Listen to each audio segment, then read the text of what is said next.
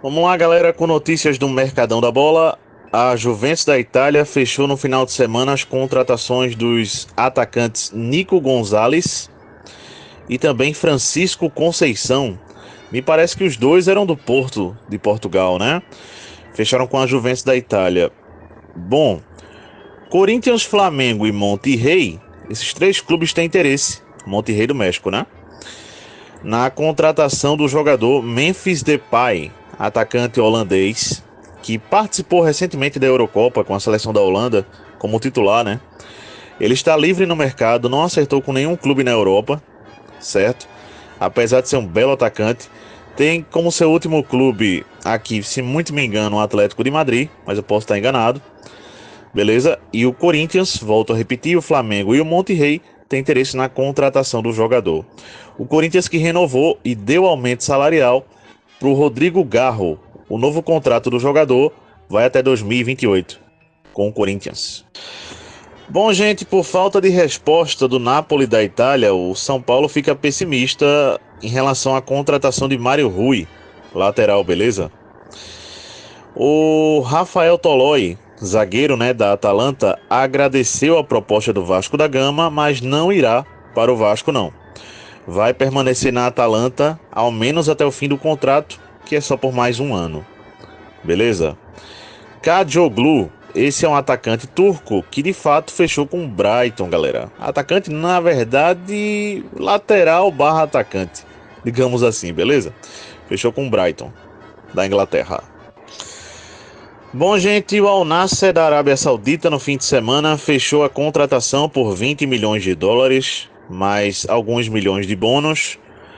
O jogador Wesley, que estava no Corinthians, é o novo reforço do Al Nassr da Arábia Saudita. O Flamengo encaminhou e passou na frente do Botafogo e de fato está fechando com o jogador, o lateral Alexandro, aquele mesmo, ex-seleção brasileira, ex-Juventus, lá da Itália, está fechando com o Flamengo. Bom, gente, apareceram mais dois interessados no jogador Rames Rodrigues, beleza? Que está livre no mercado, o Getafe e o Raio Vallecano, agora. E segundo a imprensa espanhola, o Raio Vallecano tem um acordo já encaminhado com o Rames Rodrigues, beleza? Vamos embora. Alex Valle, esse jogador renovou contrato com o Barcelona e está sendo emprestado para o Celtic da Escócia, ao menos por essa temporada. Lembrando que ele renovou contrato com o Barcelona por 5 anos. Vamos em frente. Bom, gente, por 30 milhões de euros, mais 5 de bônus, agora sim, o Napoli está fechando a contratação do volante escocês Scott McDominay, do Manchester United.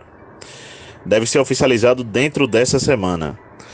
O Sydney, da Austrália, fechou a contratação do atacante brasileiro Douglas Costa, aquele mesmo, ex-Fluminense, Bayern de Munique, Grêmio, por aí vamos. Vamos lá, gente, o Nottingham Forest fechou a contratação do jogador David do Carmo, do Porto de Portugal, e está emprestando ele nessa temporada, porque ele vai fechar por um longo tempo com o Nottingham Forest, para o Olympiacos da Grécia. Só vai ficar lá na Grécia por essa temporada, depois volta para o Nottingham Forest. O Sport encaminhou a venda, ou a saída, né, em definitivo, do jogador Pablo Diego, atacante, para o Novo Horizontino. O Novo Horizontino está contratando o atacante do Sport Recife. Vamos em frente. Bom, gente, 33 milhões de euros é o que o Nottingham Forest está propondo ao Feyenoord da Holanda para contratar o atacante Santiago Jiménez.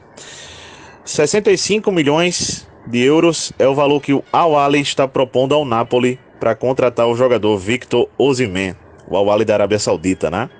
Vamos em frente. Bom, gente, por empréstimo a Juventus colocou no Genoa o jogador Fábio Miretti, beleza? Por empréstimo, o Eintracht Frankfurt está liberando o jogador Farid Alidou para o Hellas Verona, beleza? Vamos em frente. Gente, o Botafogo demonstrou interesse na contratação do lateral Rodinei do Olympiacos, Mas o Olympiacos não quis quis nem saber, né? Quis nem abrir negociação.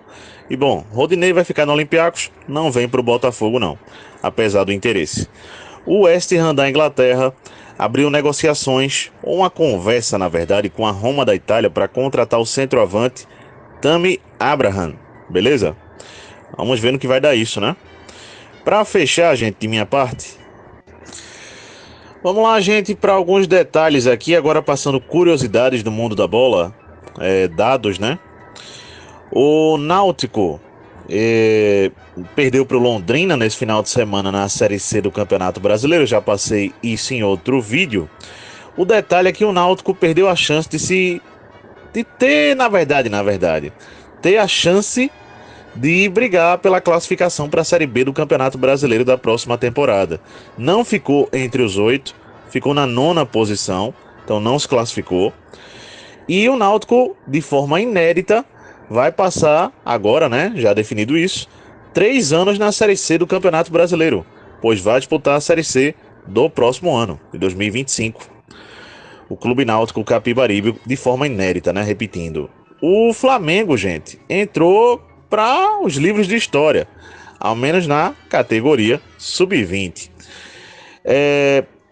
Estamos tendo, eu até passei isso em outro vídeo, a criação, né, e já foi para sua 3ª edição da Copa Intercontinental na categoria Sub-20. Isso não existia.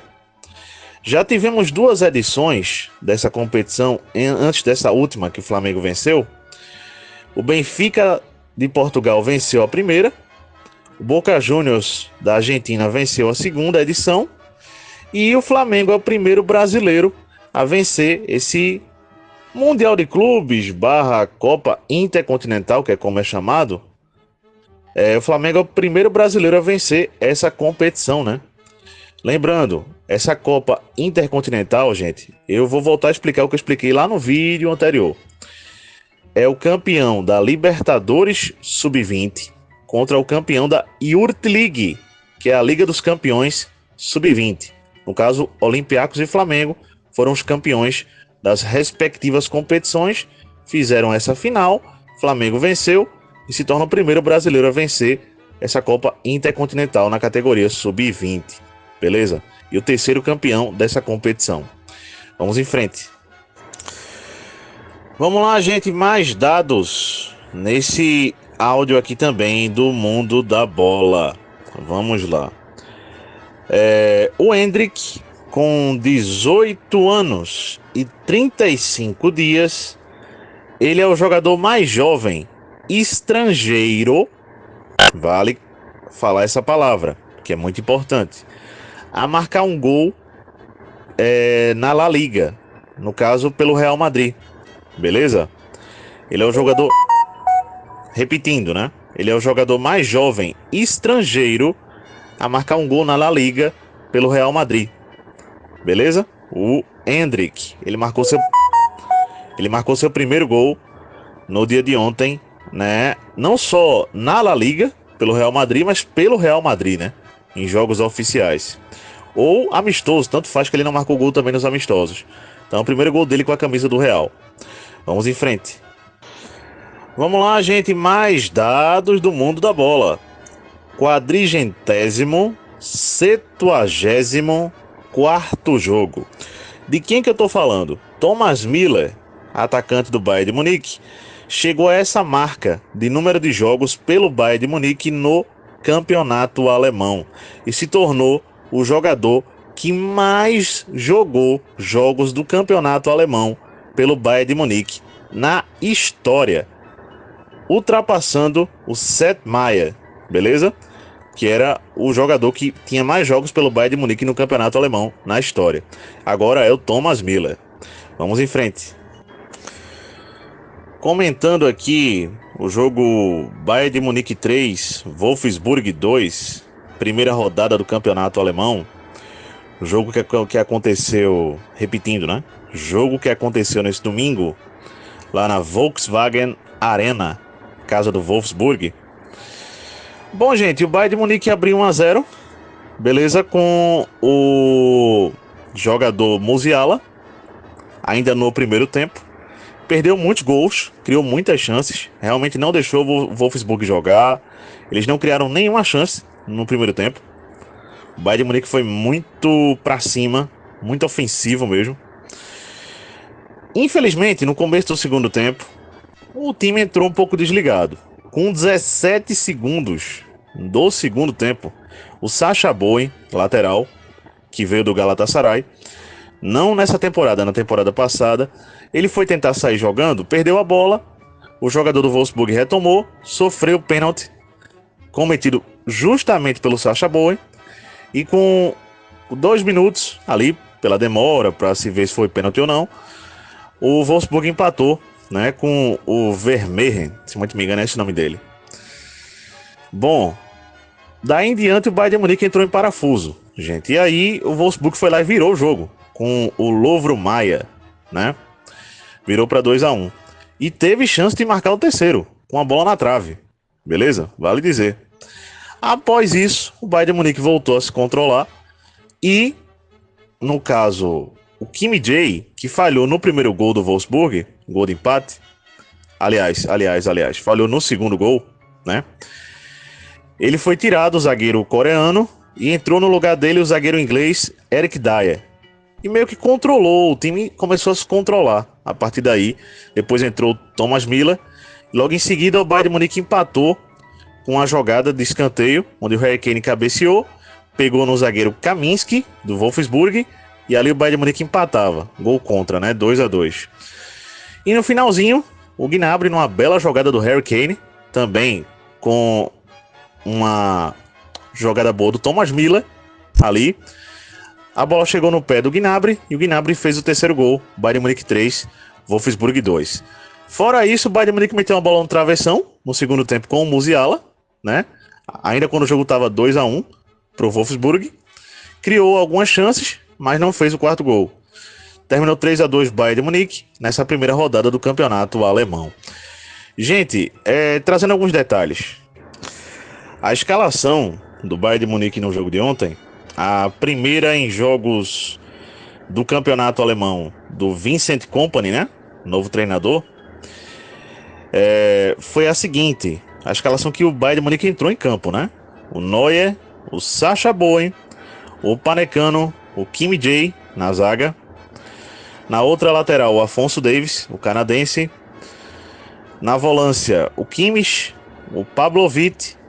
Na meia, o Musiala, Gnabry por um lado, Kane centralizado e Maicon Olise, o francês, pelo outro lado, né? No segundo tempo entraram o Eric Dyer, o Coman, o Thomas Müller, um outro que eu tô me esquecendo agora, gente, me desculpem aí, realmente, a memória falhou aqui agora. Mas o Bayern de Munique, gente, tem um bom time, mas precisa realmente corrigir um ponto crucial, que é a defesa. A defesa, de vez em quando, não é sempre, tem farrapado. Isso, por exemplo, custou o campeonato alemão da última temporada. O Bayer Leverkusen tem seus méritos e ter vencido totais. Venceu de forma invicta. Não há nem contestar isso. Mas, em muito, ao menos nos jogos diretamente com o Bayern de Munique, por falha da defesa do Bayern de Munique, né? Então, não sei se o Bayern vai contratar mais um zagueiro. Vamos lembrar que a janela de transferência europeia fecha no próximo dia 2 de setembro. Isso quer dizer o quê? Na próxima segunda-feira, de hoje a 8. Então, vamos aguardar para ver se o Bayern vai contratar mais um zagueiro. Se fala muito no Jonathan Tah, do Bayer Leverkusen. Se fala no Trippier, que é um zagueiro lateral do Newcastle. Vamos aguardar, beleza? O Ito, zagueiro japonês que o Bayern de Munique contratou para essa temporada, veio do Stuttgart. Tá machucado, mas está voltando a treinar, né? Ao que parece, nos próximos dias. O Sané, meia alemão, que fez uma cirurgia, né? Em função de um problema, já está voltando a treinar. Provavelmente será utilizado nos próximos jogos.